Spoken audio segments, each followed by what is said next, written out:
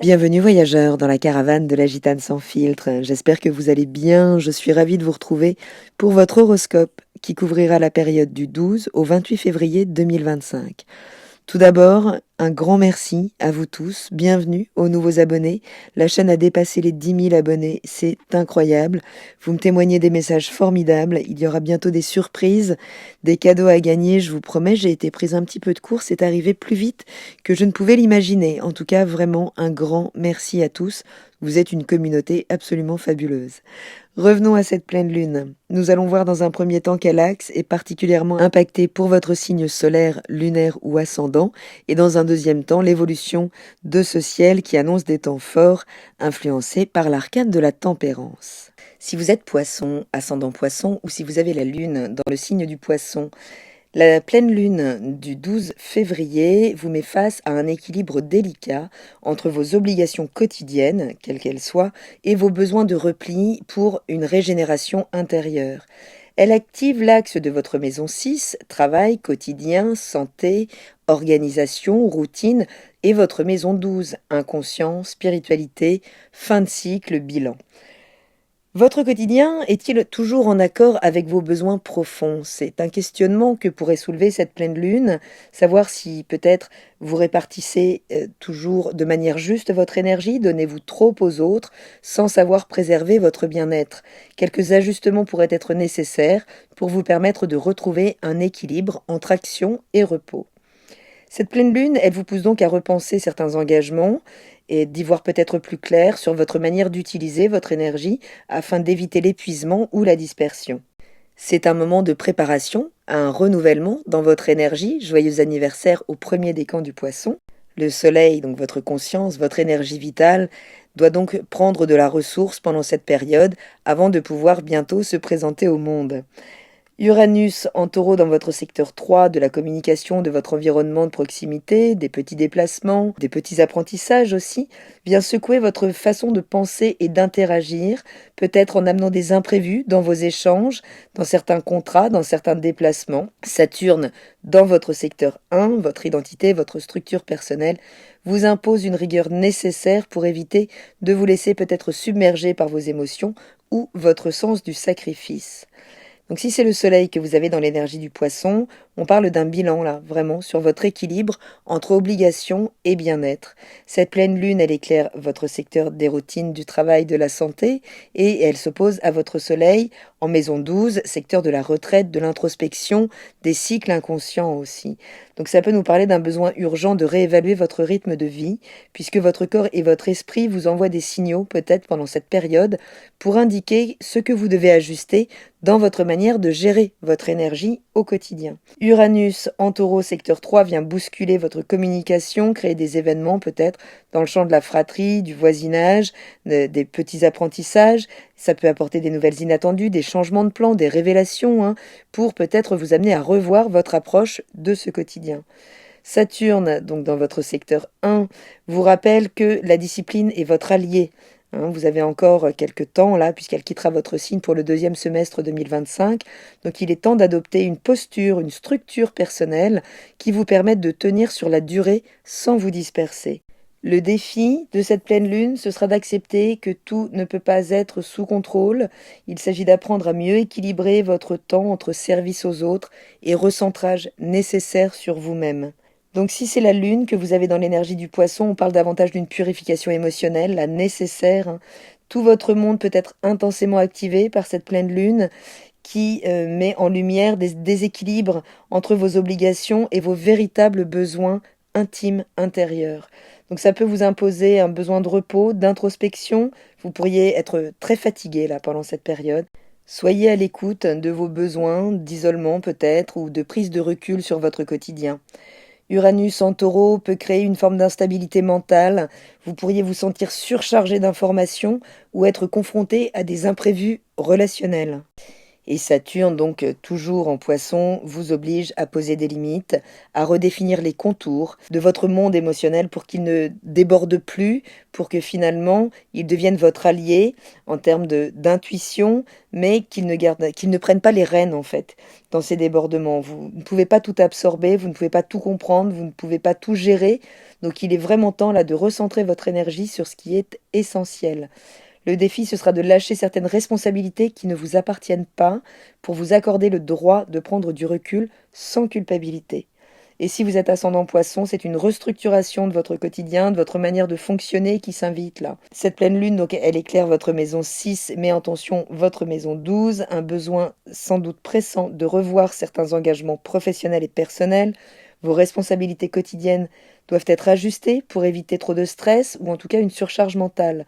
Uranus vient modifier vos interactions dans votre environnement immédiat. Vous pourriez changer votre manière de communiquer, être amené à revoir votre entourage immédiat ou devoir gérer une information inattendue. Saturne vous impose de vous structurer, de vous présenter au monde avec des contours plus nets.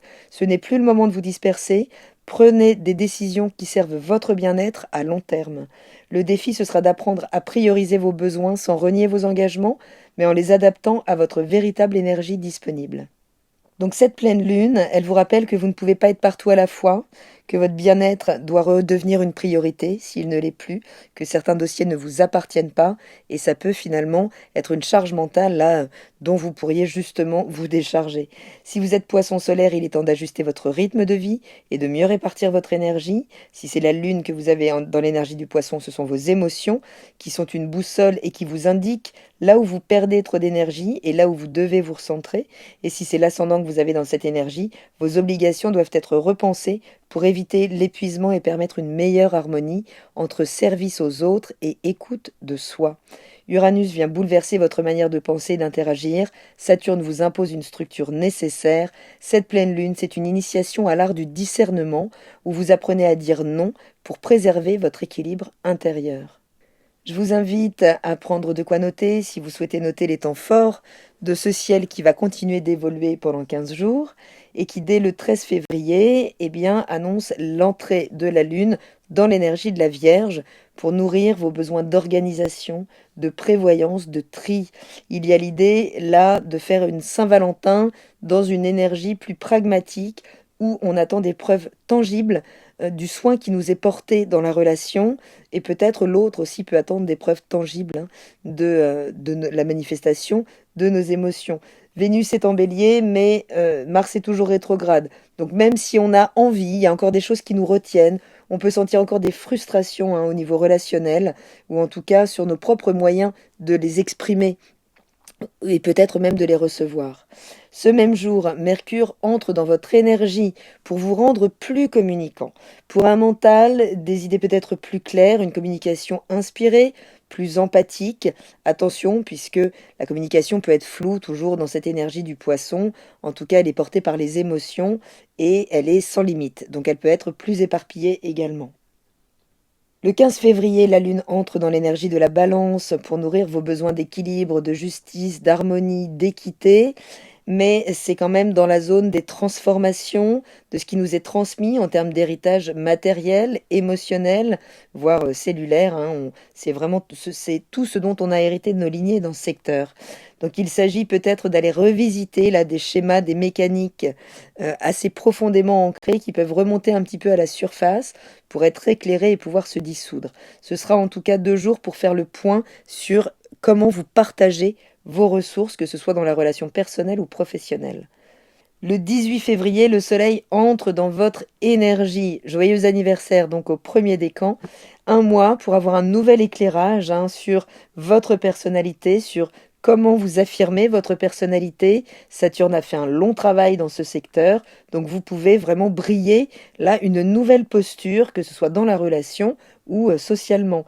Donc c'est un mois pour vraiment retrouver inspiration, retrouver dynamisme aussi, prendre peut-être mieux conscience de la qualité de votre environnement relationnel. Neptune est conjointe au nœud nord dans votre énergie. vraiment, tout va se concentrer sur vous là pendant le transit de ce nœud nord. En plus, la prochaine lune là va se faire également dans votre énergie. Donc, vous avez beaucoup peut-être de choses à laisser derrière vous, hein. Il y a une grande libération là pour vous affranchir de certaines zones sacrificielles, de peut-être mauvaises habitudes et pour afficher une nouvelle identité, qu'elle soit sociale ou émotionnelle. Cette lune va quand même se retrouver à un moment en tension au carré avec Pluton. Ce sera la matinée du 18. Ça peut être très intense. Donc vigilance puisque la lune donc sera dans l'énergie du Scorpion, secteur 9, secteur de la philosophie, de l'étranger, de l'administration aussi. Donc vigilance, si vous avez laissé traîner des choses derrière, vous pourriez être rappelé à l'ordre là, hein. Surtout si vous avez des points de votre thème dans les premiers décans des signes fixes, Taureau, Lion, Scorpion ou Verseau. Donc 2 jours intenses, hein, où les 2 luminaires sont plongés dans les eaux de l'inconscient individuel et collectif. Donc pour vous permettre d'exercer davantage de discernement, respirez un bon coup avant de prendre des décisions et la transformation se passera bien. Attention quand même toutefois à la soirée du 19, qui pourrait être le moment qui nous demande particulièrement de tempérance. La Lune sera en opposition à Uranus dans votre secteur du quotidien, enfin de votre environnement de proximité en fait, de la communication aussi. Donc là, il pourrait y avoir des échanges particulièrement musclés où vous pourriez recevoir des nouvelles qui viennent vous dérouter. Donc attention aux prises de décision trop radicales, mais il y a quand même des bouleversements qui peuvent être à accueillir. Sachez que Uranus ne vient pas secouer les choses juste pour nous embêter, il vient créer les bouleversements parfois nécessaires et surtout ceux que nous n'arrivons pas forcément à initier de manière autonome dans nos vies.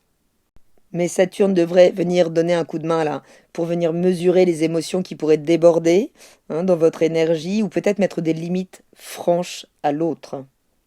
Le 20 février, la Lune entre dans l'énergie du Sagittaire pour un focus de 2 jours sur vos ambitions, votre carrière, vous aider peut-être à retrouver la foi, à vous projeter plus loin, peut-être à penser à bouger, même concrètement, changer de décor assez radicalement. Vous pourriez avoir été secoué par les récents événements, mais pendant 2 jours, vous aurez la possibilité de vous repositionner entre carrière et foyer, entre vie intime et vie publique. Le 23 février, la Lune entre dans l'énergie du Capricorne pour vous confronter à vos responsabilités sur le plan social, collectif, en lien avec vos réseaux amicaux, sociaux. Il y a l'idée toujours d'aborder une attitude assez mature dans ces cas-là, sans trop de rigidité, mais ça peut nous parler aussi de la forme que vous donnez à vos pensées, de votre manière de communiquer les choses sans trop de rigidité, mais avec plus de maturité. Attention, vos mots vous engagent, puisque Mercure sera conjoint à Saturne, donc il faut vraiment avoir conscience de ça, de la puissance du mot, donc pas de fausses promesses à ce moment-là. Le 25 février, ça y est, Mars, planète de l'action, qui était retenue depuis 2 mois et demi dans sa rétrogradation, redémarre dans votre secteur 5, secteur de la romance, secteur de l'auto-estime aussi, secteur des enfants, de la joie de vivre dans l'instant, des plaisirs égoïstes. Si vous manquiez là de dynamisme, à nouveau, vous pouvez engager des actions, donc en lien avec ces thématiques. En tout cas, tout ce qui a été retenu là peut redémarrer dans ces secteurs. Attention aux explosions à l'agressivité quand même dans l'énergie du Cancer.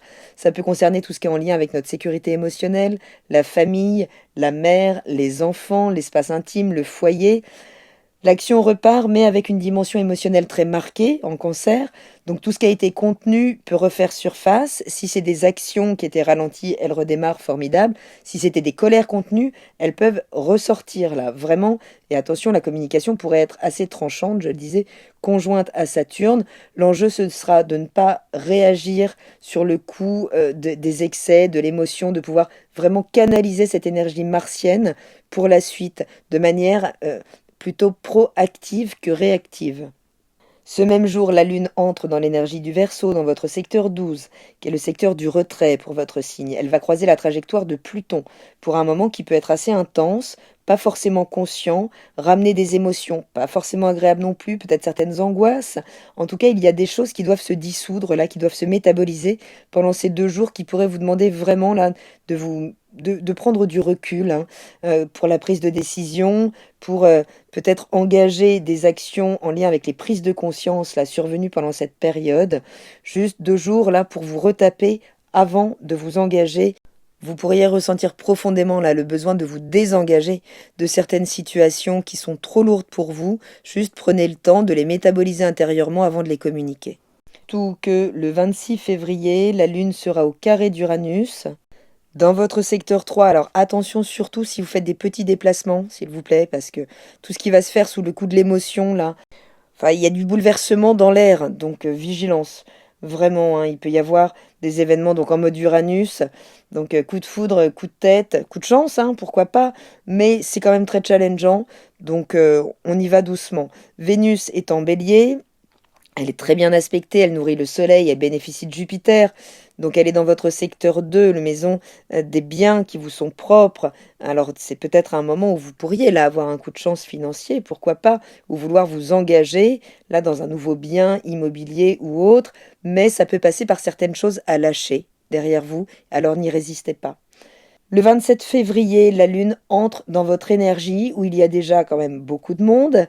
Il y a donc le Soleil, il y a Saturne, il y a le nœud nord, il y a encore Neptune. Donc là, on parle clairement d'un nouveau cycle. Vraiment, là, vous pouvez initier un renouveau total puisque cette Lune viendra s'aligner au Soleil lors de la nouvelle Lune. Elle entamera donc une nouvelle phase d'expression de sa personnalité, de ses émotions, de sa posture sociale dans le cadre de la relation.